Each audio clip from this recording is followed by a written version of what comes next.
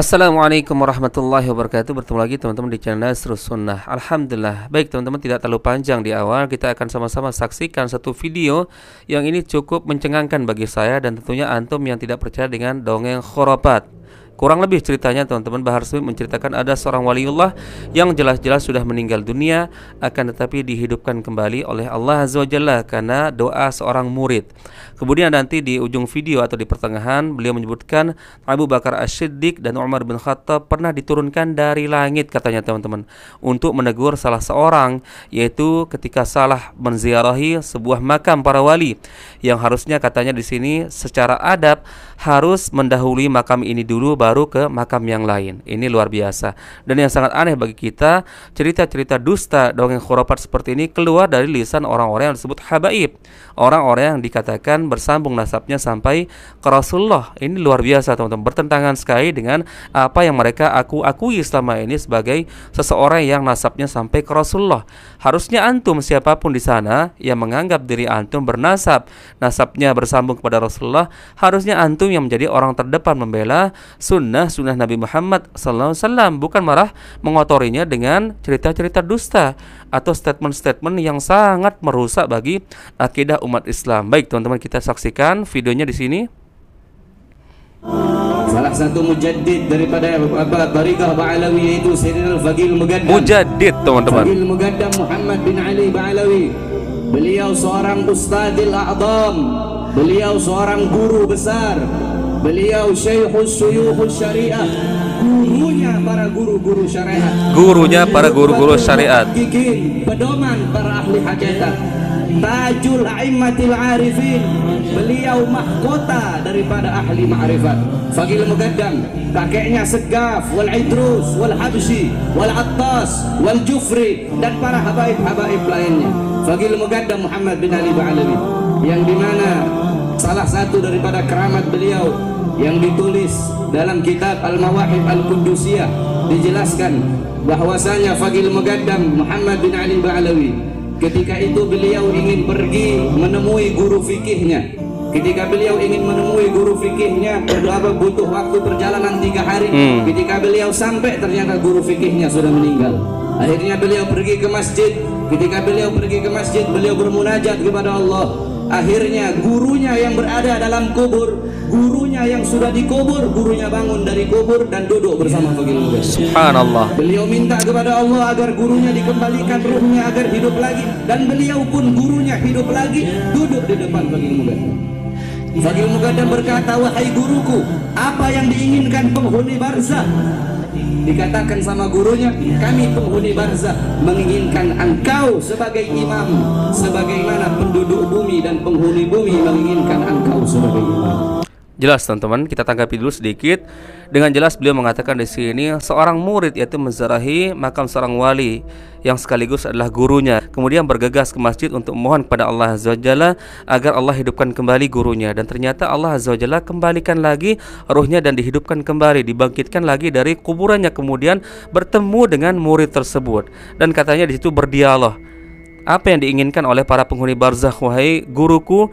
Kemudian gurunya katanya sudah meninggal dunia tersebut mengatakan, sesungguhnya para penghuni barzakh menginginkan engkau menjadi seorang imam. Ini luar biasa teman-teman, ya. Ini bertentangan dengan Al-Quran dan Sunnah, di mana Allah Azza wa Jalla berfirman berkaitan dengan orang yang sudah meninggal dunia tidak bisa lagi hidup. Bahkan ini keinginan dari para penghuni kubur, ingin kembali lagi ke dunia untuk beramal soleh, akan tetapi tidak bisa. Allah berfirman dalam Quran surah Al-Mu'minun ayat 99 sampai 100, "Hatta idza jaa ahadahumul maut qala rabbi irji'un la'alli a'malu salihan fima tarakt kalla innaha kalimatun huwa qailuha wa min waraihim barzakhun ila yaumi yub'atsun." Demikianlah keadaan mereka ketika didatangkan kematian, maka mereka mengatakan, "Ya Tuhan kami, kembalikanlah kami ke dunia agar kami bisa beramal soleh lagi atau melakukan kebajikan yang telah kami tinggalkan terdahulu." Akan tetapi Allah mengatakan sekali-kali tidak. Sesungguhnya ini adalah ucapan dari lisan mereka, dan ketahuilah bahwa di hadapan mereka ada barzakh sampai datang hari kiamat. Barzakh itu artinya penghalang atau pembatas teman-teman, yang membuat seorang tidak bisa keluar lagi dari alam kubur. Namun kita mendengar dari sini Bahar bin Smith menceritakan ada seorang yang sudah meninggal dunia, kemudian muridnya berdoa bermunajat kepada Allah agar dihidupkan kembali, ternyata Allah hidupkan kembali. Luar biasa, ini kedustaan teman-teman. Seharusnya jika memang seorang sudah meninggal dunia bisa dihidupkan kembali, maka tentunya para nabi dan para rasul, termasuk Nabi kita Muhammad SAW, itu yang lebih pantas untuk dihidupkan kembali, bertemu dengan para sahabatnya yang membela ketika beliau masih hidup, ikut berperang bersama beliau, kemudian ya bertemu dengan istri-istri beliau, anak-anak beliau. Akan tetapi belum pernah kita mendengar cerita-cerita seperti itu. Bahkan yang lebih pantas adalah jika memang seorang sudah meninggal dunia bisa dihidupkan kembali, maka para sahabat Nabi yang lebih pantas dihidupkan kembali, karena mereka adalah orang-orang yang membela agama Allah dengan harta dan nyawa, dengan seluruh apa yang mereka miliki, ya, mati syahid. Bahkan mereka dijamin masuk surga teman-teman. Akan tetapi belum pernah kita mendengarkan sebuah riwayat para sahabat Nabi dibangkitkan kembali dari kuburnya, dihidupkan kembali, kemudian bertemu dengan murid-murid mereka. Ini luar biasa. Bahkan kalau kita berbicara imam mazhab yang 4 atau para ulama yang lain, Imam Bukhari, Imam Muslim, pernah tidak antum mendengarkan satu kisah bahwa mereka dibangkitkan dari kuburannya? Belum pernah teman-teman, kecuali ini keluar dari lisan orang-orang seperti ini yang dikatakan sebagai seorang habaib, bersambung nasabnya sampai ke Rasulullah, akan tetapi berani membuat cerita-cerita atau dongeng-dongeng khurafat. Teman-teman, baik, kita lanjutkan teman-teman sampai selesai. Bagi Muqaddam Muhammad bin Ali Ba'alai, yang diriwayatkan pernah ada satu orang soleh berziarah ke makam para khutbah. Harusnya dia mendahulukan makamnya Bagi Muqaddam. Jadi dalam adab atau akhlak dalam berziarah, ketika mereka berziarah di pemakaman para aulia di satu daerah, maka mereka harus mendahului makam Bagi Muqaddam Muhammad bin Ali Ba'alai.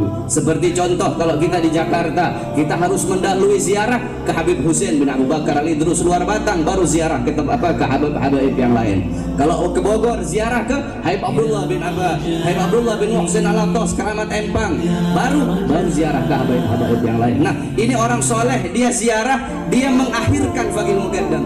Jadi dia mendahulukan makam para khutbah. Akhirnya ketika dia sedang berziarah, turun dua orang dari langit turun. Yang satu pegang tangan kanannya, yang satu pegang tangan kirinya. Diangkat, ditaruh di depan makamnya Bagi Muqaddam.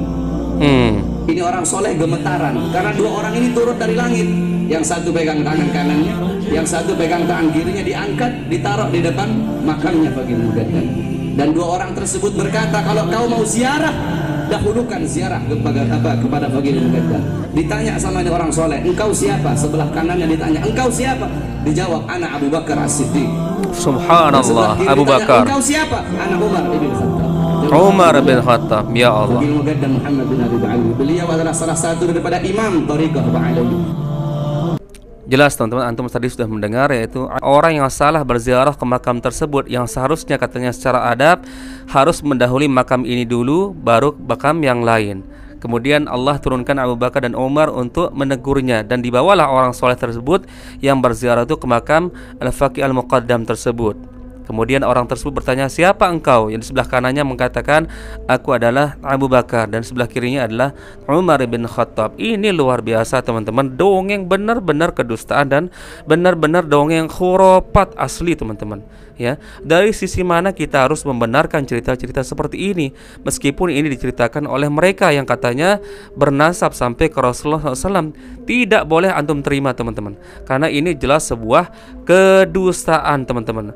Sebagaimana di awal sudah saya katakan tadi, seharusnya kalau memang seorang bisa dihidupkan kembali, yaitu dari kalangan orang-orang yang mulia, tentu para nabi, para rasul, sahabat nabi yang berhak untuk dihidupkan kembali, kemudian bertemu dengan keluarganya, bertemu dengan umatnya, bertemu dengan para murid-muridnya, bertemu dengan anak-anak cucunya.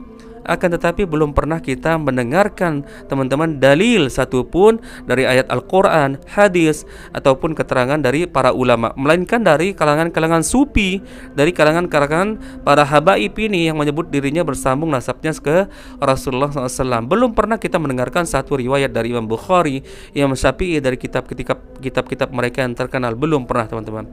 Nah, kebanyakan teman-teman orang berdalil menggunakan surah Ali Imran ayat 169 untuk membenarkan bahwa seorang bisa dibangkitkan kembali. Allah Azza wa Jalla berfirman dalam Quran surah Ali Imran ayat 169, Wala tahsabanna alladhina qutilu fi sabilillahi amwata bal ahya'un 'inda rabbihim yurzaqun. Dan janganlah sekali-kali kalian mengatakan orang-orang yang mati atau gugur di jalan Allah Azza wa Jalla itu mati, melainkan sebenarnya mereka masih hidup dan diberi rezeki di sisi Allah Azza wa Jalla.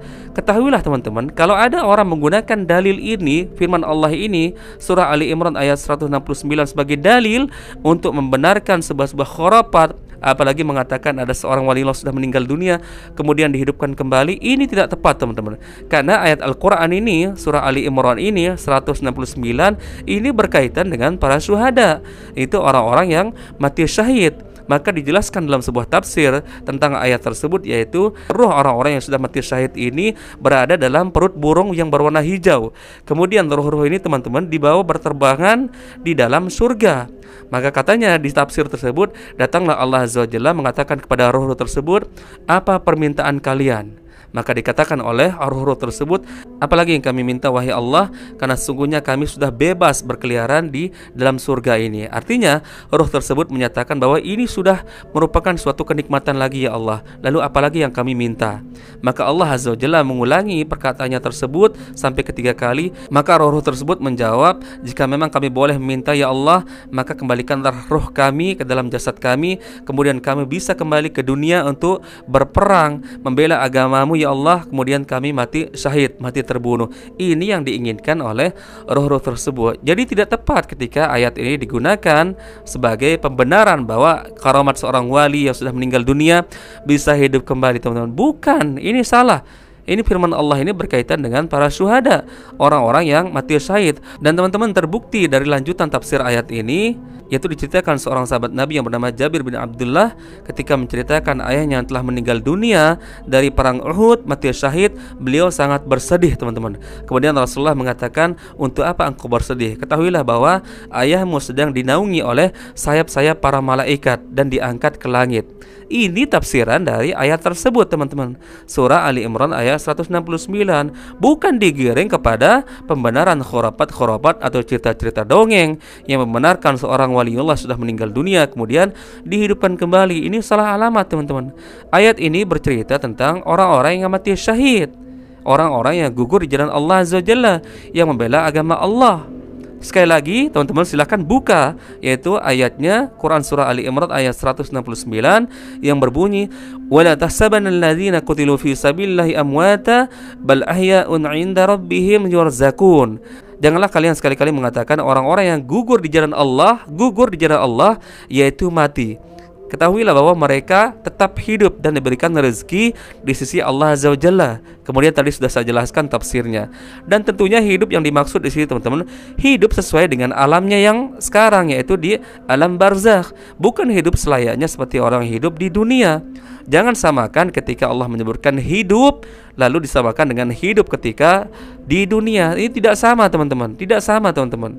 Hidupnya orang-orang yang mati syahid itu maksudnya adalah ruhnya berada dalam perut burung, kemudian ruhnya berada dalam surga, merasakan kenikmatan. Dan tadi sudah saya sampaikan, Allah Azza wa Jalla datang ketika bertanya, 3 kali Allah bertanya kepada roh tersebut, apa yang kamu inginkan?